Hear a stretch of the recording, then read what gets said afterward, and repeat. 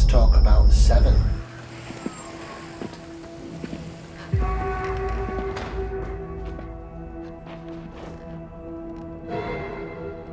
Oh, Lord.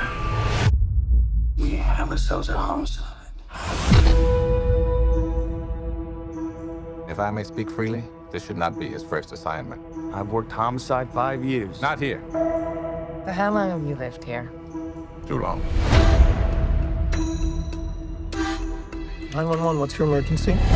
No fingerprints. No witnesses of any kind. No. It means that this is beginning. Released in 1995, starring Brad Pitt and Morgan Freeman as the two main protagonists. It was directed by David Fincher, you'll also know for Gone Girl. Premise is fairly straightforward. A serial killer begins killing people in such a way as to make a statement in accordance with the 7 deadly sins: greed, gluttony, lust, etc. The first killing begins with a guy being more or less force-fed until he bursts. So that gives you the kind of idea of the sadistic nature of this killer. The atmosphere is drab from start to finish. It's seemingly always raining. There's no sunshine. It's not specified specifically where it's set, but it's clear that it's a fakismeal for your average American metropolis. Sort of like how we know for a fact that Gotham really is somewhere between Chicago and New York. Similar deal. The score is very good. It's very simplistic. It's exactly what you expect it to be. It's a drone when needed. It's used very sparingly. It's sort of a symphonic rumbling drone, and it kind of puts you on edge when it's time for you to be on edge. When the interesting thing is, whenever these two detectives are just having a chat, there's no music at all. It's used when it's needed and only when it's needed, which I love. I believe it was Howard Shaw who composed it. It's a very good score, but it's, like I say, it's simple for a reason, and you'll see what I mean when you watch it. There are moments where this feels less like a serious police procedural and more like a buddy cop movie. Detective Somerset doesn't like Detective Mills initially because he sees how young and naive he is, and frankly too eager to get the job done. There are several moments where there's a time to do things right, and by doing things the wrong way and just kind of steaming in all guns blazing, it'll be at your own detriment. And Somerset, being older, more mature, knows these things from experience. Detective Mills doesn't. He's kind of a loose cannon in a lot of ways, but Somerset does take him under his wing up to a point, given that Detective Mills' wife interferes and invites Somerset over for dinner, which he accepts. It's only then that he sort of begins to soften towards him, because he meets his wife, who is such a sweetheart, and by association I think that Somerset starts to like Mills. Mills' wife is played by Gwyneth Paltrow, who opens the door with welcoming arms. She's a very gracious host. She's very entertaining and sweet and likeable, and it's very important for her to be likeable, as you'll see towards the end of the film. Several types of film stock were used to shoot this film.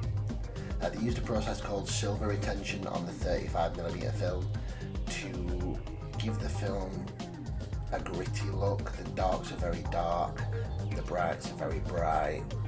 It's sort of strange because there are moments when you sort of feel like it's something you shouldn't be watching. It has like almost a Super 8 kind of feel to it, or maybe even like a VHS camcorder. It's very cool. It's used sparingly. It's not over the top with that feel. But yeah, there are some moments where you just think this is sort of sleazy. The killing for lust is absolutely disgusting. The killer has apparently commissioned a piece of fetishware that will be used to carry out this killing, but he's not going to do it. He forces someone else to do it. This person played by Leland Orser, who was Purvis in Alien Resurrection, so you know the face.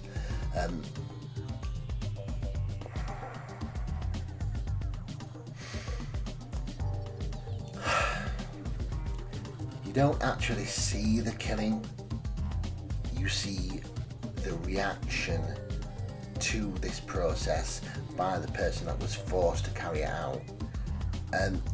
They dragged this person, apparently still hyperventilating, in shock, shaking, into the interview room. And this performance is haunting. You really do feel for this guy. He's not so much saying his words as wailing them, and every word that he says, even though he's not saying help, it sounds like he's saying help with such a air of distress in every word he says. It's harrowing to watch, even though you don't see the act take place. Leland Orser sells this like nobody's business. This one scene really does make the film. You believe in the sickness and the fact that this is really going on. It really draws you into the film, and if you're watching it properly, you'll forget you're watching a film. It's incredible. What a performance. Tell me in the comments if you've already watched it, and tell me if it gave you that same feeling. Okay, spoilers coming up. If you haven't already watched it, go watch it, come back, we'll talk about it. In the final act, we meet the killer, or John Doe as he calls himself, played by Kevin Spacey. Comes into the police station, hands up, ready to be arrested. It's clear to all of us that this is all part of his plan. We all know that.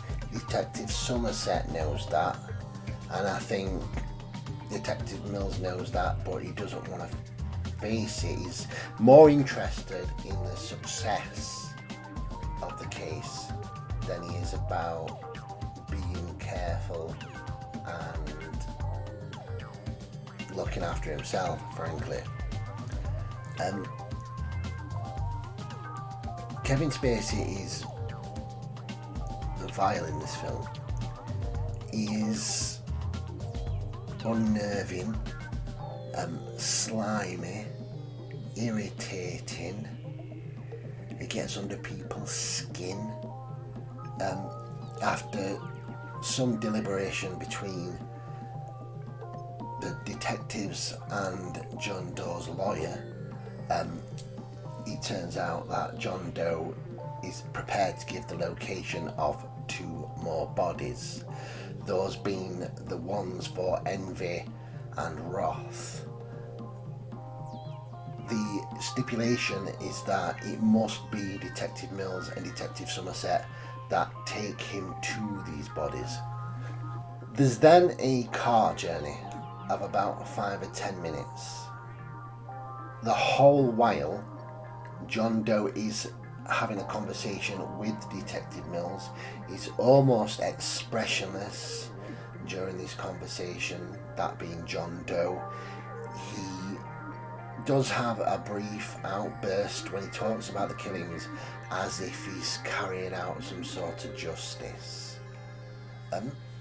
Other than that, he's merely pretty flat, and John Doe is his slimy, irritating self. This is all purposeful. He's winding up Detective Mills. He's getting increasingly agitated as John Doe's talking, And John Dodge, frankly, won't shut up. He knows what he's doing. He's getting under his skin. He wants him at that threshold of madness, frankly. And this is all for a reason. When they get there, there is actually no sign of an ambush, and it's starting to all feel kind of pointless for a second. There is a dead dog, but John Doe claims to have had nothing to do with that.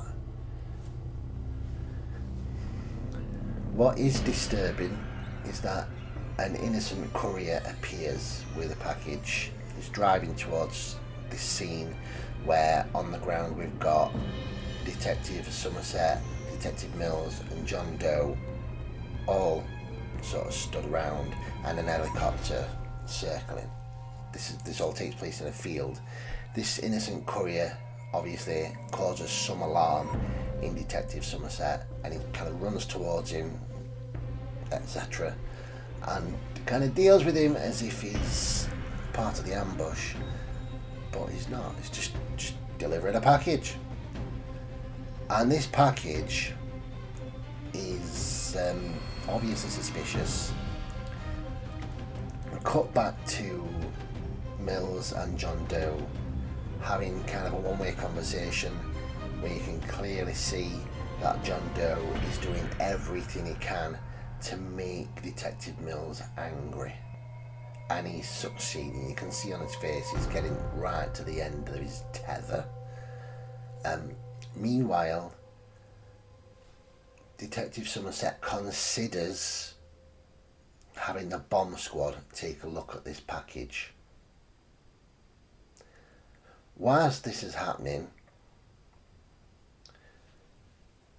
Somerset decides to open this package. Never mind bomb squad, I'll just open it. I don't know why he does this, because no good comes of it. So he opens it, and whilst he's opening it, John Doe is revealing to Detective Mills that he has been to his house. He has met his wife. He envies him. So clearly John Doe is going to be the envy killing. And as this information is revealed, Somerset runs towards Mills, hopefully trying to get there before John Doe reveals to Mills that he's cut his wife's head off. That's what's in the package, is his wife's severed head. Before Somerset can get to him and talk some sense into him and prevent him from destroying his life and ending up in the place where John Doe should have gone, or where he should have spent the rest of his life, John Doe tells Mills straight up, I've chopped your wife's head off. Not only that, we've got the first level of anger from the fact that he's told him he's chopped his wife's head off. You see him lose it, tears welling up, fear, sadness, anger, all at once. He then reveals to him that she begged for the life of her unborn child. The anger, sadness, the fear ratchets up a level. You see his face change so many times from sadness, fear, anger, rage, wrath. It's really fantastic acting. It's exceptional. Just with the face alone, you see it all. I think you probably all know what happens next. Bang, bang, bang, bang. He's done. He's slayed John Doe. He's played into his trap. He's done everything he wanted him to do. So that was my review for Se7en. It's absolutely fantastic. If you haven't seen it, go and watch it. It plays with your heart in so many ways. You feel just a lot of anger, sadness, horror, fear, it's all in there. I think it goes far beyond being a police movie. I would go as far as to call it a straight up horror movie, because it's just so relentless and it is scary. 5 out of 5. I hope you enjoyed this review. Comment. Tell me what you think of it. Maybe you don't like it, maybe you do. Maybe you've got more to tell me. Maybe you spotted something I didn't. Let me know. I'll see you later.